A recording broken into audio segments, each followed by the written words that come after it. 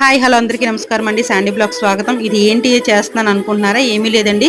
ఈ చింతపండు ఏడాది పొడుగుని ఎలా ఉంచుకోవాలి, ఎలా నిల్వ చేసుకోవాలని ఈ వీడియో అనమాట.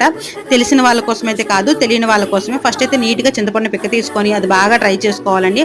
అది ఎండలో ఎండబెట్టుకోవాలి. బాగా ఎండిపోయిన తర్వాత కార్డ్బోర్డ్ కానీ ప్లాస్టిక్ డబ్బా కానీ తీసుకొని కొంచెం చింతపండు కొంచెం గళ్ళుప్పు వేసుకుంటూ ఇలా ప్రెస్ చేసుకుని నేనైతే ఎలా వీడియోలో చూపిస్తున్నట్టు అలా నిల్వ చేసి ఉంచుకుంటే కనుక మనకి 1 ఇయర్ పాటు పురుగు పట్టడం కానీ అలాగే నీళ్ళలాగా అవ్వడం కానీ ఏమీ ఉండదు. అలాగే డ్రైగానే ఉంటుంది.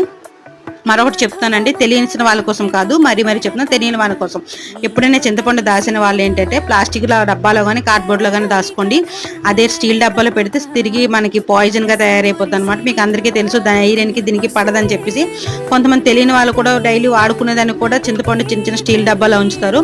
ఎట్టి పరిస్థితులు స్టీల్ డబ్బా కానీ అలాగే సిల్వర్ డబ్బాలు కానీ వాడొద్దండి చింతపండుకి. ఇలా ఉంచుకోవడం వల్ల